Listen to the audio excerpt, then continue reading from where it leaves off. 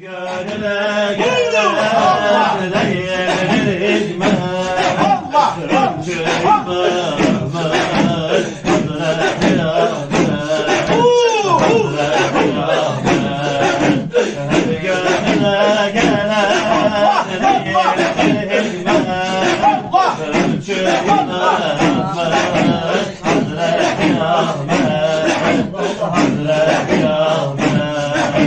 Allah'ın nurunu Resul'e çeker cümle mahlukata tasavvuf eder. Allah'ın nurunu Resul'e çeker cümle mahlukata tasavvuf eder.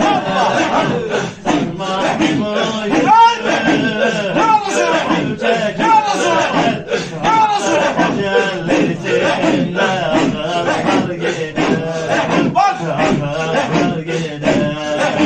sanma ki bu yükü her gönül çeker Hakk'ın tecellisinde akıllar gider akıllar gider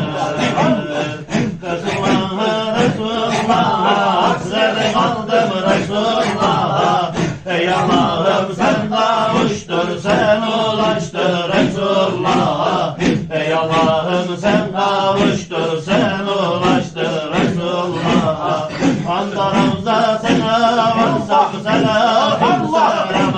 versem canımına feda olsam kurban olam Resulullah canımına feda olsam kurban olam Resulullah Resulullah Resulullah hasret kaldım Resulullah ey Allah'ım sen kavuştur sen ulaştır Resulullah ey Allah'ım sen kavuştur sen ulaştır Resulullah Resulullah'ın ellerine Hakka giden yollarına Hakk'ın dillerine kurban olan Muhammed'e Hakk'ın dillerine kurban olan Muhammed'e Resulullah'a Resulullah'a hasret kaldım Resulullah'a ey Allah'ım sen kavuştur sen ulaştır Resulullah ey Allah'ım sen kavuştur